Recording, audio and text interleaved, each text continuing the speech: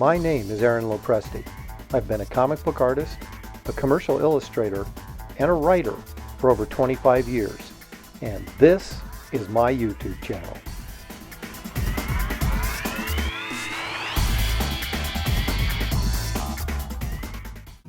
Hey everybody, it can't possibly be time for talking comics and art with Aaron Lopresti again. Of course, I am Aaron Lopresti, but it is because I just this last weekend went to East Bay Comic Con. It's around the Oakland area. It's a one-day show, but it still brought in, I don't know, 2,000, 2,500 people. It was a really good one-day show.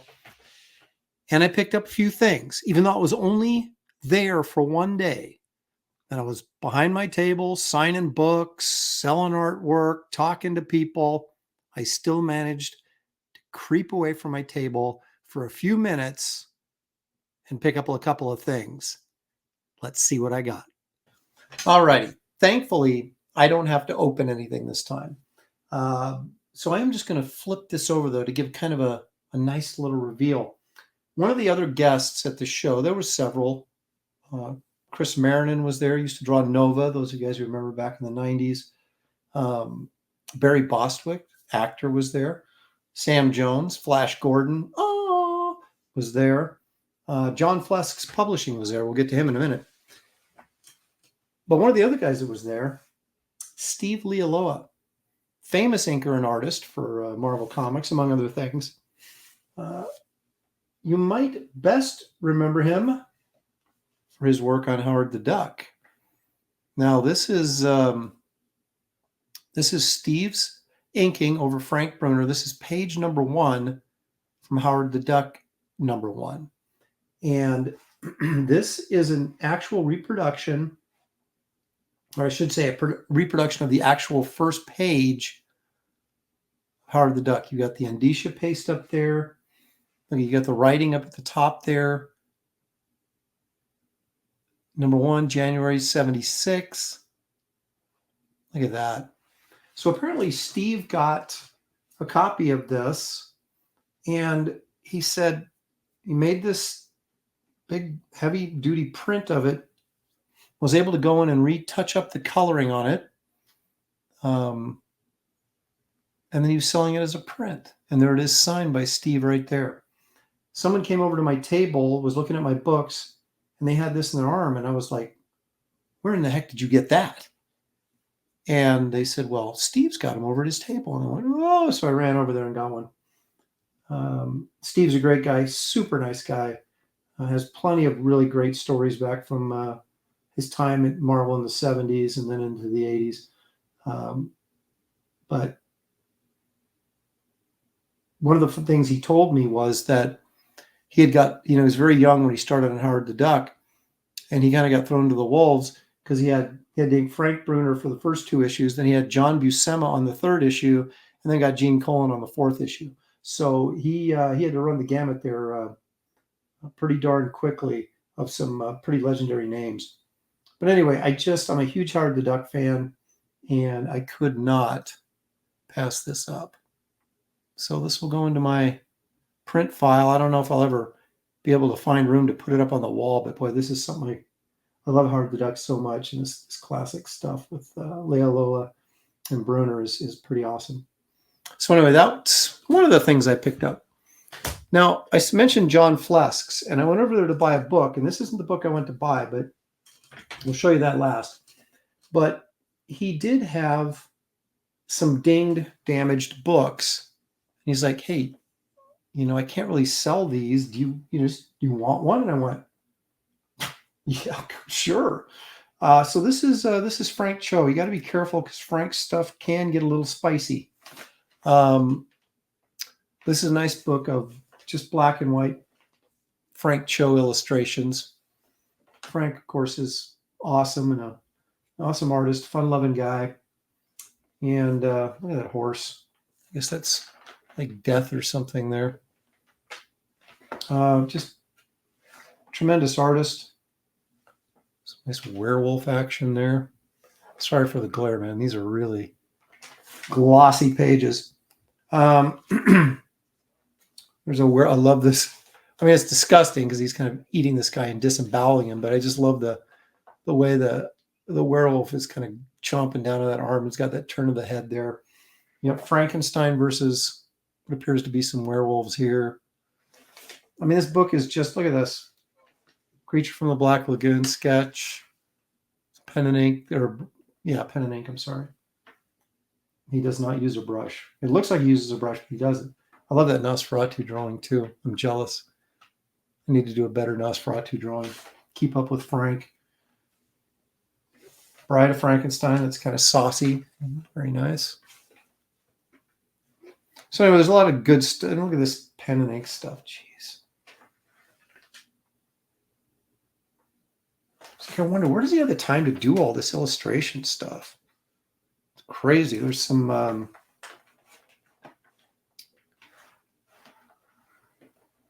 Liberty Meadows stuff. I'm trying to be careful here not to I gotta be careful not to show the nudie stuff. I don't want to get my channel in trouble here.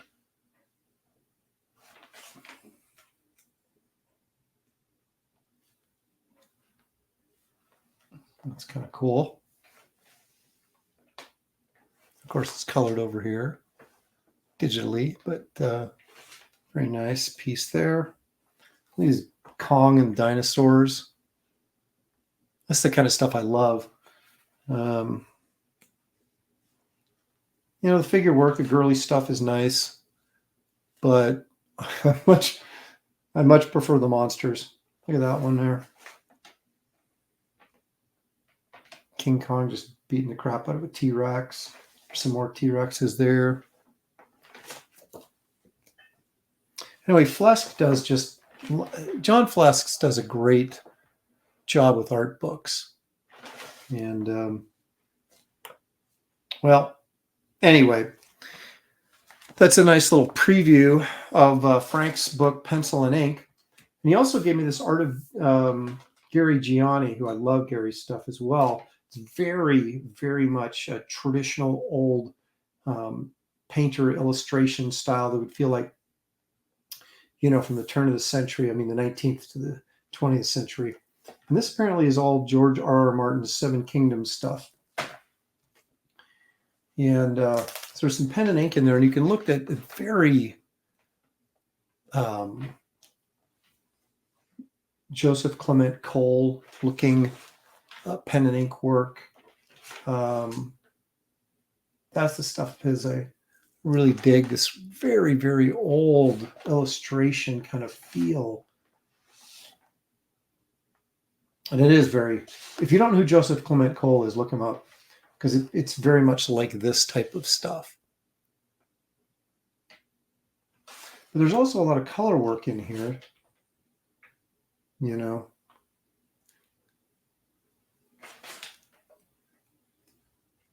It feels like Howard Pyle, or, you know.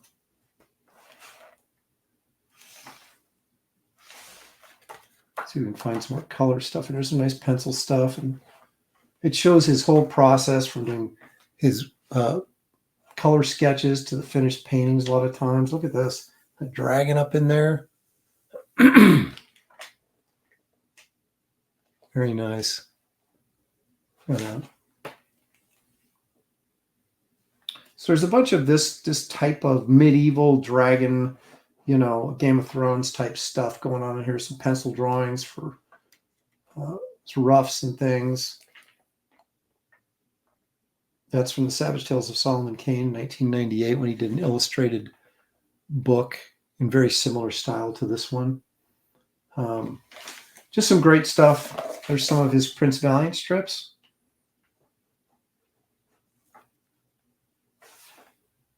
So anyway, if you want to kind of like almost a time capsule artistic style, Gary Gianni does some really, really cool stuff. So I'm glad to get that book. And I got it for free because the corners are all dinged up.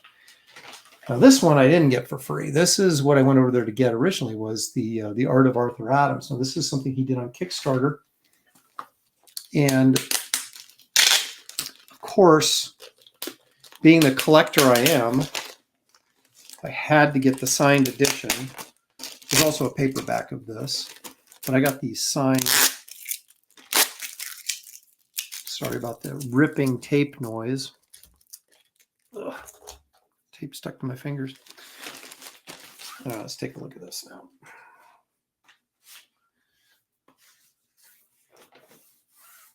Very nice matte finish hardcover with some embossed title up here, The Art of Arthur Adams. Because Arthur Adams, of course, he doesn't like to go by Art, he goes by Arthur. It's kind of like Howard Chaykin, goes by Howard. So anyway, let's take a look in here.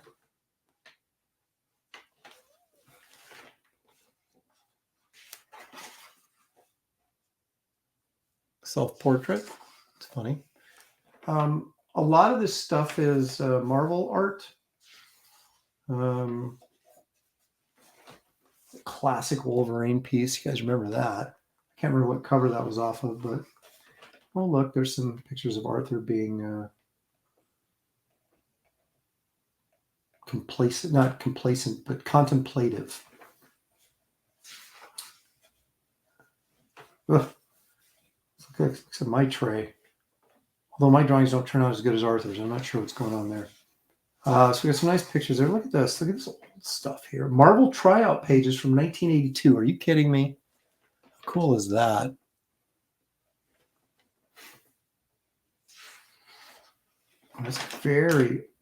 That's Arthur inked by Mignola. How about that? Right here. 1982. This was from Alien Worlds 3D Special from Pacific Comics back in 1984. Rocket Raccoon and Longshot.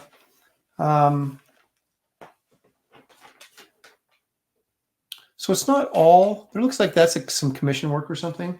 It's not all Marvel stuff or DC stuff, but there is a lot of copyrighted material in here.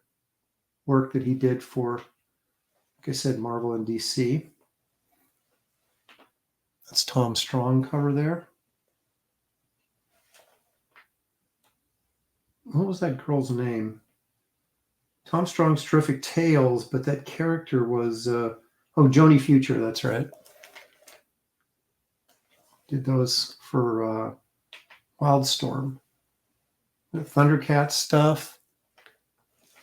Let's see what he got in here. That's Buffy Vampire Slayer. Look at that piece. Gen 13. Look at those monsters and dinosaur type things. So freaking cool. You gotta have the patience of the patience of Job to work on something like that. Holy crap.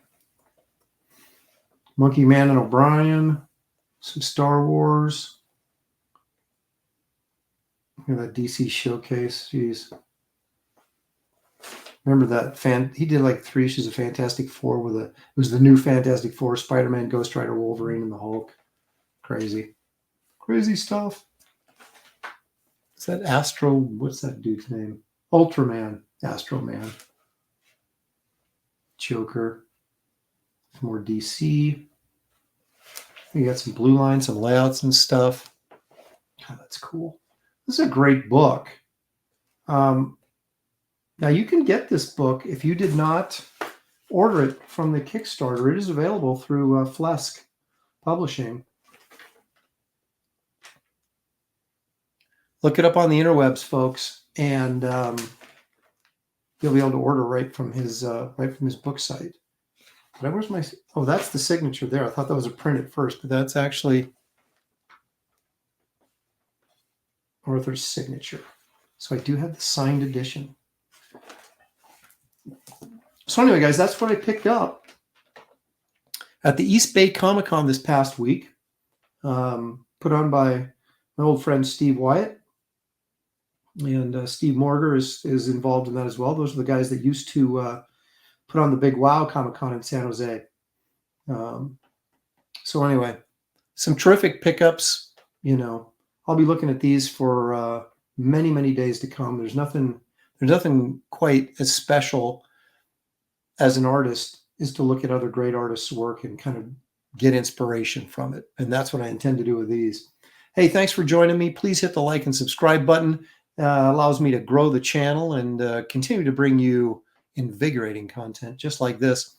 I do have other shows on this channel, airing live every Sunday at 4 p.m. Pacific time, and Graybeard's Studio, a live draw stream, probably the best one on the internet and most entertaining one anyway. And we do that every Wednesday at 2 p.m. Pacific time. I also have a campaign for a graphic novel called Kit Carter Planet Doom.